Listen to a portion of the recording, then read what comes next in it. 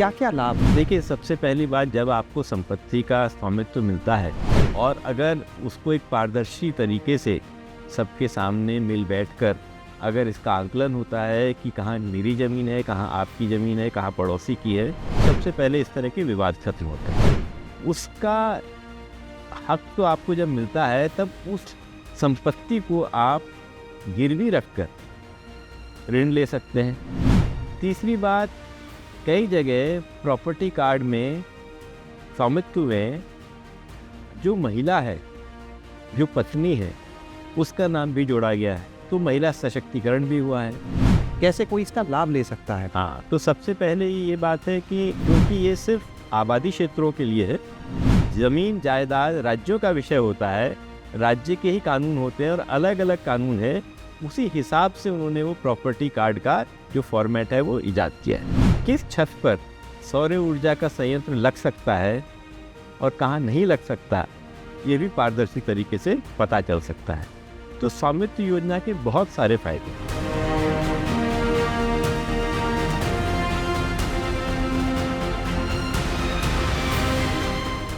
ग्रामीण क्षेत्रों में रहने वालों को उनकी जमीन का मालिकाना हक मिल सके, उन्हें इससे तमाम तरीके की सुविधाएं मिल सके, इसे ध्यान में रखते हुए केंद्र सरकार ने स्वामित्व योजना की शुरुआत की थी। हाल ही में प्रधानमंत्री नरेंद्र मोदी ने इस योजना के तहत लगभग 65 लाख कार्ड का वितरण भी किया है। लेकिन आज हम इस योजना से जुड़ी कई ऐसी बातें आप तक पहुंचाएंगे जो शायद आपने ना जानते हो, जिनके बारे में, और इस योजना का लाभ आप कैसे ले सकते हैं, ये भी आज हम आपको बताएंगे। हमारे साथ में इस समय पंचायती राज विभाग के सचिव विवेक भारद्वाज जी हैं, उनसे ही बातचीत का सिलसिला शुरू करेंगे। सर, बहुत बहुत स्वागत आपका हमारे साथ में। सर, ये बताइए, बहुत बड़ी योजना है, लगभग 5 साल होने वाले हैं, 6 लाख से ज्यादा गांव हैं हमारे देश में, लेकिन जो योजना का लाभ है वो लगभग 3.5 लाख गांव तक जा रहा है। इसके पीछे की वजह क्या है? क्योंकि कई लोगों के मन में सवाल आता है। देखिए, ऐसा है कि आबादी क्षेत्र और गैर आबादी क्षेत्र, ये 2 तरीके के क्षेत्र होते हैं किसी भी गांव में। अब गैर आबादी क्षेत्र जो है, उसका जो लेखा जोखा है, उसके जो रिकॉर्ड्स हैं, वो सदियों से सबके पास हैं। लेकिन कई राज्यों में आबादी क्षेत्र का कोई लैंड रिकॉर्ड नहीं था। कुछ कुछ राज्यों में लेकिन ये पहले से है, जैसे बिहार में है, तमिलनाडु में है।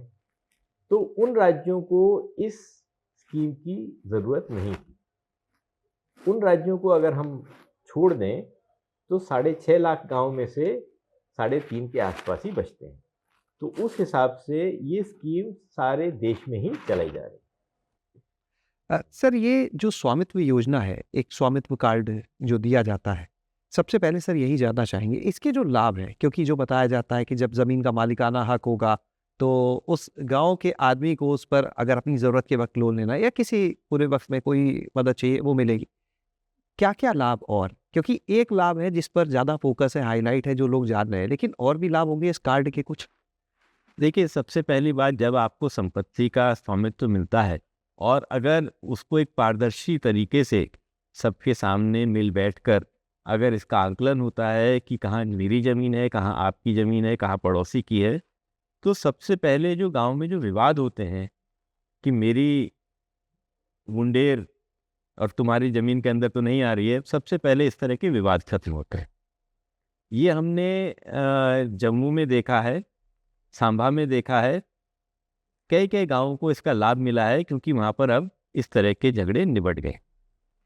दूसरी बात ये है कि जहाँ पर जिस ज़मीन पे या जिस मकान में आप रह रहे हैं, उसका हक तो आपको जब मिलता है तब उस संपत्ति को आप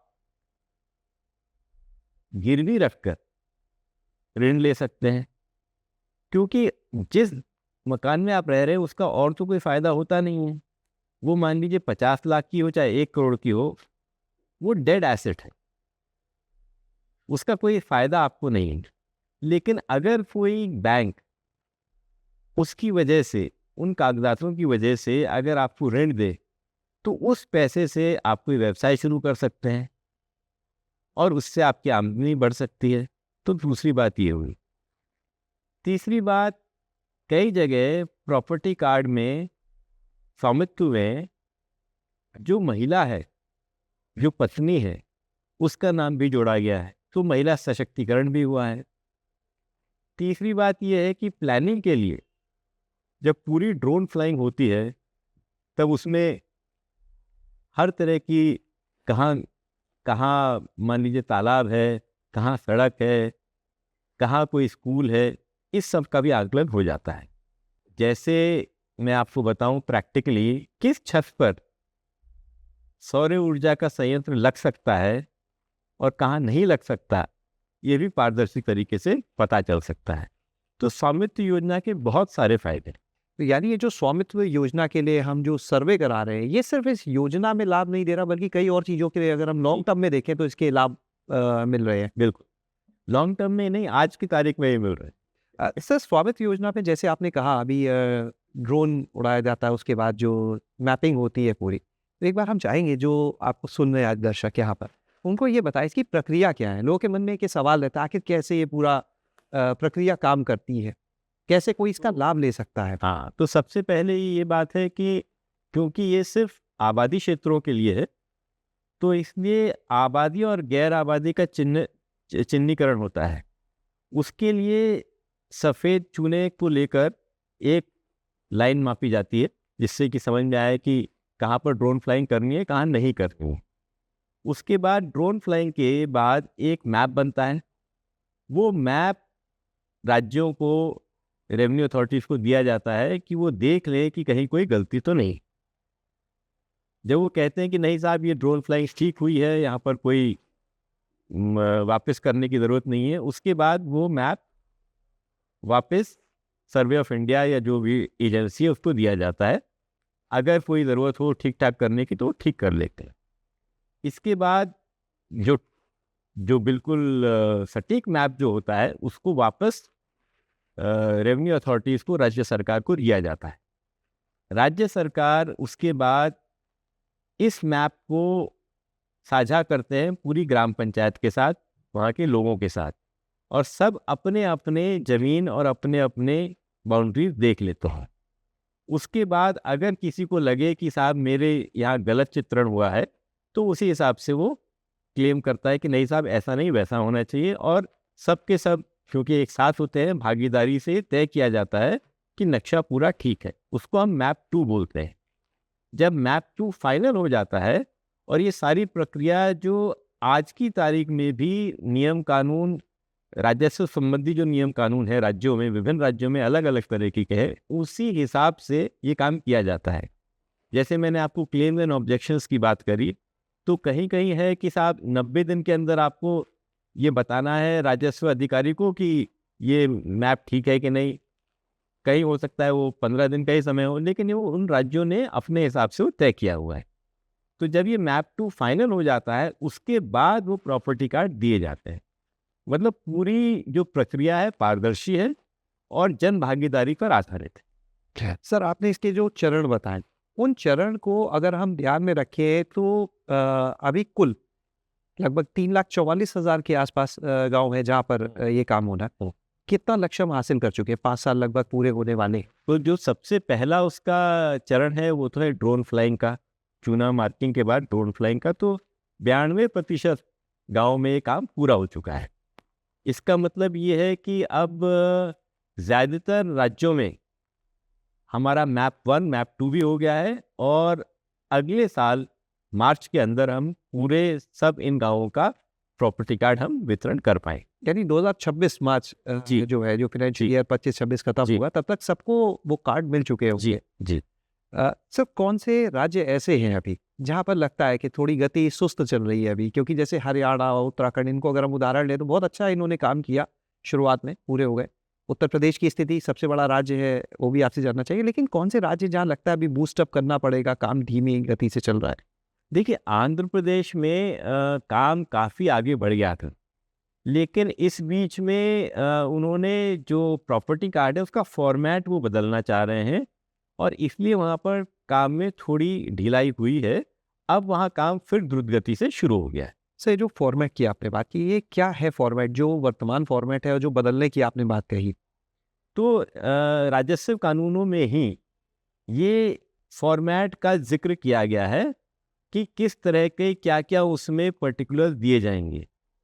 तो कहीं पर उस प्रॉपर्टी कार्ड का आकार एक पन्ने के बराबर है, कहीं आधे पन्ने के बराबर है, क्योंकि जमीन जायदाद राज्यों का विषय होता है, राज्य के ही कानून होते हैं और अलग अलग कानून है।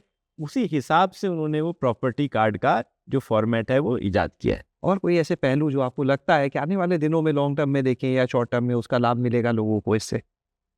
देखिए, क्योंकि ये एक ड्रोन का सर्वे है, एरियल मैपिंग है, इसलिए इसके बहुत सारे फायदे हैं। जैसे किसी गांव में कितनी चौड़ाई की सड़क है, ये उस ड्रोन से समझ में आया है। अब क्या उस सड़क पर कोई एम्बुलेंस जा सकती है कि नहीं, क्या फायर ब्रिगेड पहुंच पाएगी कि नहीं, ये हम उससे समझ सकते हैं। मान लीजिए बातों बातों में कि मान लीजिए 3 मीटर चौड़ाई की सड़क है और 3.5 मीटर हमको चाहिए कि जिससे कि एक एम्बुलेंस जा सके, तो गांव वालों को बैठकर ये समझना होगा, तय करना होगा कि भाई किस तरह हम व्यवस्था करें जिससे कि हमारे गांव में भी एम्बुलेंस पहुंच पाए।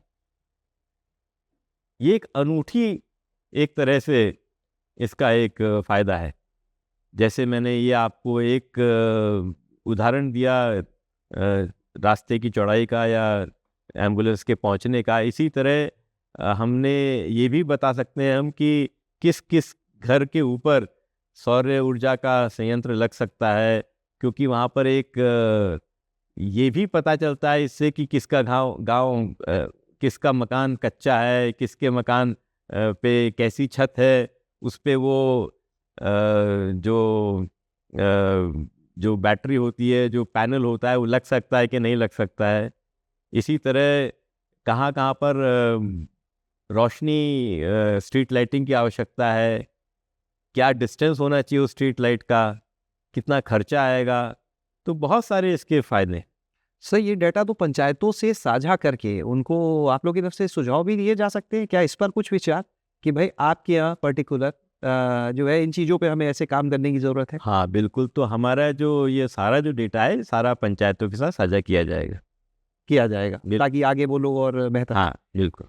सर, कुछ सवाल ऐसे हैं जो लोगों के मन में आते हैं, जैसे कहा गया कि जब अपनी संपत्ति का अधिकार मिलेगा, टैक्स का जो निर्धारण होगा उसको लेके लोगों के मन में है कि अब हम टैक्स के बोझ के तले दब जाएंगे उस संपत्ति के, जो पंचायत के खाते में, राज्य खाते में जाएगा।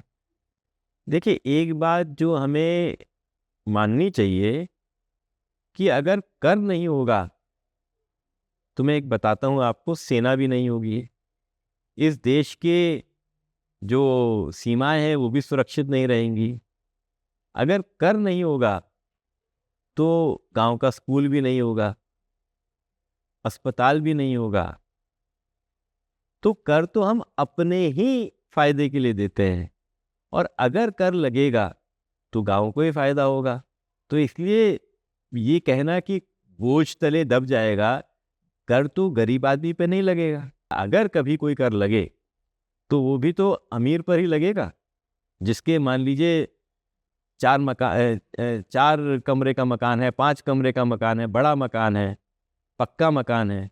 गरीब के ऊपर तो लगेगा नहीं जिसके पास छोटी सी झोपड़ी है।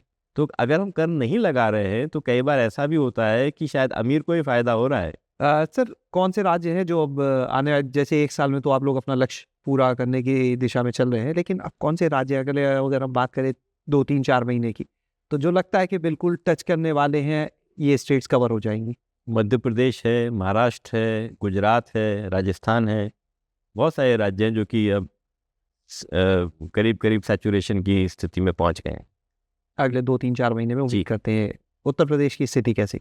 उत्तर प्रदेश की स्थिति बहुत अच्छी है, और वहाँ पर भी ड्रोन सर्वे का काम प्राय समाप्त हो गया है, और बहुत शीघ्र ही वो भी सैचुरेट हो जाएगा। सर, जब अभी हाल ही में प्रधानमंत्री जी ने ये संपत्ति के कार्ड का वितरण किया, तो उन्होंने एक डेट कैपिटल का भी जिक्र किया है। क्या है ये डेट कैपिटल का कॉन्सेप्ट, इसके बारे में बता। देखिए, एक बड़े जाने माने अर्थशास्त्री हुए हैं, हर्नांडो डी सोटो। वो पेरू के अर्थशास्त्री थे। उन्होंने कहा कि बहुत सारे विकासशील देशों में संपत्ति के कागजात ना होने की वजह से गरीब गरीब रह जाते हैं, क्योंकि वो किसी भी संस्था से ऋण नहीं ले पाते हैं किसी भी प्रोडक्टिव काम के लिए। तो जो उनकी जो संपत्ति होती है वो डेड एसेट हो जाती है, डेड कैपिटल होती है। मतलब उससे कोई फायदा हो नहीं रहा है, कोई आय का स्रोत नहीं बन पाती है। तो अब मैं आपको बताऊं कि उन्नाव में 1643 गांव हैं, जिसमें से 707 गांवों में ड्रोन सर्वेक्षण हो चुका है। इसका मतलब कि करीब 1.25 करोड़ स्क्वायर मीटर का सर्वेक्षण हुआ है। 1.25 करोड़ स्क्वायर मीटर की संपत्ति का लेखा जोखा हो गया है। इस 1.25 करोड़ स्क्वायर मीटर की संपत्ति वहां के सर्कल रेट के हिसाब से करीब करीब 3000 करोड़ की। इसका मतलब ये भी है कि 3000 करोड़ रुपए का कारोबार उन्नाव जिले में हो सकता है आज की तारीख में। और जब ये पूरा सर्वेक्षण हो जाएगा, जब मालिकाना हक सबको मिल जाएगा, तो 6000 करोड़ रुपए वहां पर लोग ऋण ले सकते हैं, व्यवसाय कर सकते हैं और अपनी आमदनी बढ़ा सकते हैं। तो सर ये तो पूरी अर्थव्यवस्था की अगर बात करें देश की, तो उसको बूस्टअप करने में एक बड़ी भूमिका निभाएगी। बिल्कुल बिल्कुल बिल्कुल बिल्कुल। जो बैंक्स की बात होती है, बैंक्स की स्थिति, अर्थव्यवस्था पूरी समग्र रूप से। बिल्कुल। सर एक आखिरी चीज़ और जानना चाहेंगे, जो आपने भी बताया था लगभग 3 लाख 3.5 लाख के आसपास जो गांव की बात है, अगर हम जनसंख्या में लें इसे, तो वो कितने लोग हैं जो इससे लाभान्वित हो रहे हैं लगभग? मेरे ख्याल से 100 करोड़ से ऊपर होंगे। 100 करोड़ से ऊपर लोगों को इसका लाभ मिल रहा है। यानी देश की अगर हम कुल आबादी की बात करते हैं तो लगभग 66% के आसपास ये हो जाता है। जी बिल्कुल। बहुत बहुत शुक्रिया सर, ये महत्वपूर्ण जानकारी साझा करने के लिए। तो आज आपने इस पूरी स्वामित्व योजना के बारे में जाना कि किस तरह से इस पर काम किया जा रहा है। और ये स्वामित्व योजना जो है, ये सिर्फ संपत्ति का अधिकार देने वाली योजना नहीं है। इससे किस तरह का लाभ उस संपत्ति के मालिक को होगा वो तो आपने जाना, लेकिन साथ ही अगर लंबे समय में देखें तो गांव के विकास को लेकर, वहां पर सुविधाएं उपलब्ध कराने को लेकर जो नीतियां बनती हैं, उन्हें तैयार करने में भी ये योजना काफी फायदेमंद होगी, लाभदायक होगी। और साथ ही जो ये डेटा ड्रोन सर्वे का है, उसको भी आने वाले समय में पंचायतों के साथ साझा करने की योजना है, जिससे वो पंचायतें उस डेटा के आधार पर अपने यहाँ विकास के कार्यों को गति दे सके। शैलेश अरोरा, गांव जंक्शन। गांव जंक्शन को सभी सोशल मीडिया प्लेटफॉर्म्स पर फॉलो करें। व्हाट्सएप चैनल और जीमेल आईडी पर भी संपर्क साध सकते हैं।